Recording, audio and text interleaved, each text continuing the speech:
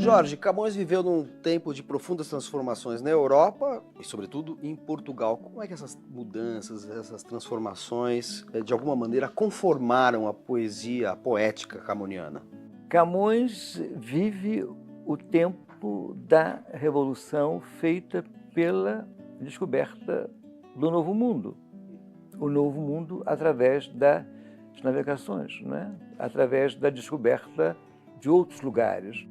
Eu costumo dizer que realmente o que há de interessante nessa visão de Camões, o que ele deixa claramente que o Novo Mundo, essas descobertas, exigem uma nova linguagem. Ele escreve, né, servilmente ou culturalmente, ou o que seja, né, copiando, imitando mesmo um modelo antigo, para dar sentido ou mesmo valor à sua epopeia.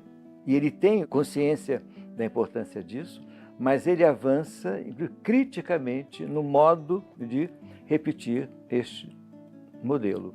O tempo é novo, exige mudança. Embora a gente associe muito o Camões aos Lusíadas, que é um poema épico, um poema narrativo, ele tem uma produção de sonetos que é igualmente importante, né? Qual é a sua visão dessa vertente da poética do Camões? Os sonetos, né, dão exatamente, de uma maneira que eu acho mais interessante, uma versão poética da sua experiência na escrita. Você tem informação sobre a biografia camoniana lendo sonetos como Enquanto quis fortuna que tivesse, Eu cantarei de amor tão docemente, O dia em que nasci moura e pereça. Ou seja, né, ele vai escrevendo poemas que a pura verdade não está calcada numa imitação do modelo clássico, né? Está calcada numa experiência cotidiana, que é a sua. E os sonetos têm esse lado, digamos, eu digo, biobibliográfico.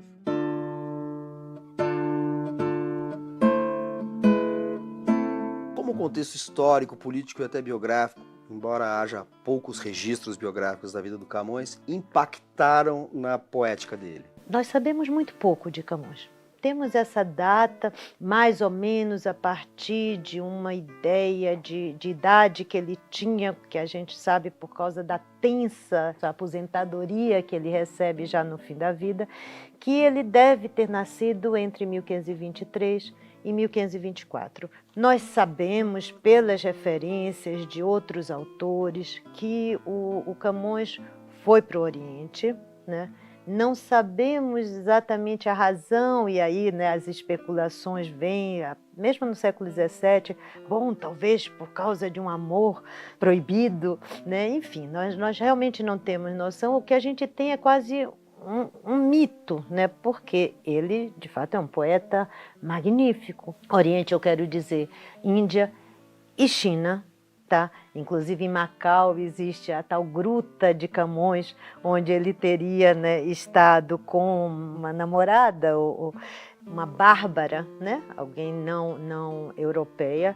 Há menções, né, de uma prisão dele e, sobretudo, um documento do escritor, o Diogo do Couto, né, que o encontra em Moçambique. Quer dizer, é uma figura que realmente, né, se identifica, digamos assim, com o chamado Império Português, né? Sai de Portugal, vive na África, vive na Ásia, e esse historiador, Diogo do Couto, diz que encontrou com Camões, né, ali na ilha de Moçambique, em que ele estava terminando suas Lusíadas, tá? Ou seja, né, o épico, os Lusíadas, e que tinha perdido ou lhe tinham roubado o seu Parnaso, que eram as rimas líricas, né, do Camões.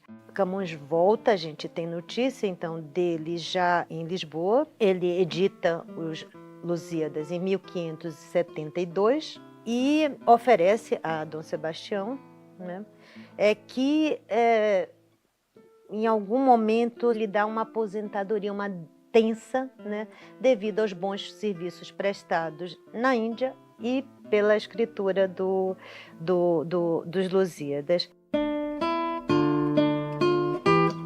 Tudo indica, né, que ele falece em 1580 com a morte, na verdade, com o desaparecimento de Dom Sebastião e a morte de Portugal como nação independente. Isso é muito, então, de novo, mítico. E de alguma maneira, então, o contexto histórico-político tem um peso muito maior do que elementos biográficos, né? Porque, de certa maneira, os Lusíadas não deixa de ser uma peça de celebração das conquistas portuguesas. Uma peça de celebração e de, digamos assim, de uma épica e de uma tragédia, né? Porque é um momento em que Portugal se lança, né, nessa empresa de conquista do mundo conhecido, ultrapassa limites. O épico é essa ultrapassagem, né, de limites do conhecido.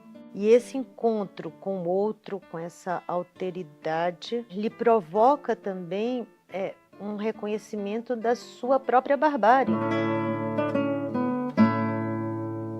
Qual é a relação dos Lusíadas especificamente com, vamos dizer assim, as convenções poéticas, aquilo que vocês estudiosos da retórica poética tal, chamam de preceptivas poéticas? Qual é a relação do Camões e dos Lusíadas com essas convenções vigentes no período? Que são muito diferentes das convenções ou das não convenções da literatura contemporânea. Se nós lermos os Lusíadas, tendo lido a Eneida de Virgílio, tendo lido a Ilíada, a Odisseia, tendo lido a Poética de Aristóteles, a gente percebe que o Camões tenta fazer, né, um épico segundo, né, a poética antiga, não tem a menor dúvida, né, quanto a isso. Para uma matéria nova. A matéria nova é exatamente a ultrapassagem, né, e a chegada de europeus na Índia.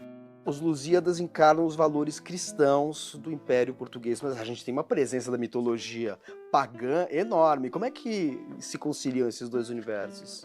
Camões, o poeta, é cristão, católico. Os personagens que ele coloca, o Vasco da Gama e os outros, também são portugueses, né, de 1498, né, quando vão para a Índia, também são católicos. Mas nós estamos numa épica que imita a Eneida, imita a Ilíada, imita a Odisseia.